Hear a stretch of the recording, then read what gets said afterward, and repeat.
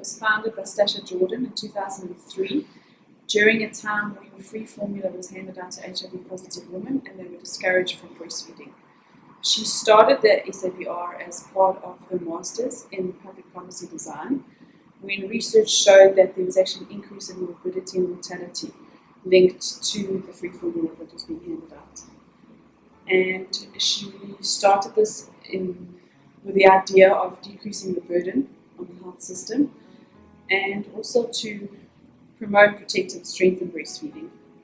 Other role players then came on board, and Professor Dalport, for example, at California Hospital, believed in the idea, started prescribing breast milk to her babies, and California Hospital essentially became an exclusively breastfed facility.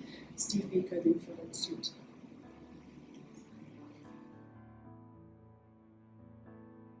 Our recipients are mainly premature babies in both public and private sector. Breast milk has been shown to significantly improve their health outcomes. It's also used as a bridging facility almost, while mom gives mommy the chance to establish her own breast milk supply and then hopefully go on to successfully breastfeed her own baby. I am the registered nurse and lactation consultant on team. So I screen the mothers to make sure that they are viable donors. Great. So when a mom finds out about us, they go online. Online, there's an application form that they have to fill in. Basic questions, yes or no. For example, do you drink? Do you smoke? That then captures and pulls through to us via email. I then phone them to see and run through those questions again, believe it or not, to make sure that they have answered them correctly. Sometimes there is a little bit of a oops, because lots of our moms apply at 2 o'clock in the morning. So yeah, we do that and just check with them. I then arrange an appointment to go and visit them. I either visit them at home, obviously where they're feeding or still on leave, or at work if they're breastfeeding at work, or expressing at work, sorry. That's to make sure that the environment which we're receiving milk from is clean. Okay, so then I actually go through and visit them at the office or home, and then we need to do tests. So there's actually a third questionnaire then that they get exposed to. It runs through those questions again. Do you drink? Do you smoke? Do you take medication? Very basic things. And then we do a HIV ELISA test, and we do a hepatitis B test to make sure that the mothers are negative in those two fields. Currently, we have about 128 donors on our books. It obviously varies. It is a seasonal business. In winter time, moms obviously get sick, our donors get sick. We don't have as many donors sign up. And we have donors who are either once-off donors or donors who are long-term donors, and we donate on a regular basis and for an extended period of time. Okay, so our mothers have to not be on any medication, not smoke, not drink alcohol, HIV negative mothers, mothers with a known sexual partner, a good sexual history. They have to never have had hepatitis B, C, TB, syphilis, or obviously HIV. They can't have had a blood transfusion within the last 12 months, or we have to wait the 12-month period. If that's finished, we can accept them. Then what we do is the milk comes in after a mom has passed all these tests.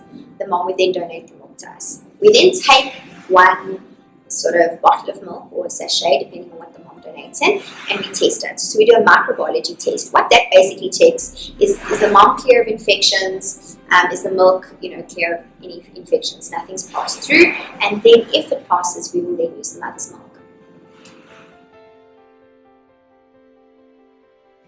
Very many moms believe that you need to avoid certain foods, that it is going to cause an effect on you or have an effect on your baby. It's also very personalized almost, I think. So some cultures believe that certain drinks of a certain color might cause jaundice in your baby, so an orange or yellow drink might cause jaundice in your baby. Also that certain foods might increase gasiness in babies. Or that certain drinks will increase your breast milk supply.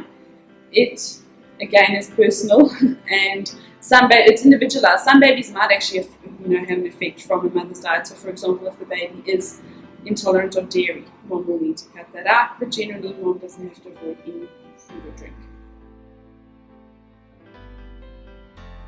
Firstly, that if your baby cries, your breast milk is not strong enough. Babies cry all the time, whether they're being fed breast milk or any other milk. That breast milk is not high enough in iron. That a baby that is fed often is not satisfied and therefore the breast milk is not strong enough. So the benefits are, there's a huge amount. So the extra cup makes me quite excited. Anyway, so for the mother, we'll start with the mom. The research that they found there is phenomenal. It decreases your chance of breast cancer, decreases your chance of ovarian cancer, it decreases your cholesterol levels. It's just, with the bonding and the postnatal depression and all of that, it just has an amazing effect on that. With the baby, what we're finding in research is that it's decreasing diseases that are crippling the health system. So I don't know if that makes sense. So it's diseases that are not curable. So obesity, asthma, diabetes. Those are illnesses that need lifetime treatment. So if we give a baby breast milk, we're decreasing that. So we're actually decreasing the cost or burden in the long run. Again, that's a personal choice. The World Health Organization obviously promotes breastfeeding for 2 years and beyond.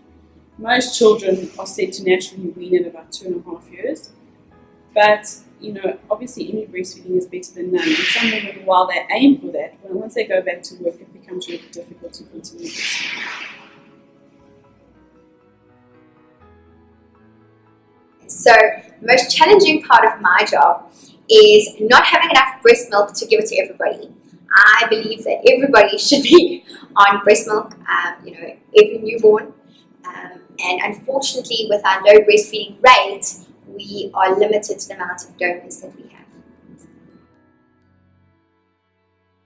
It's a tricky one.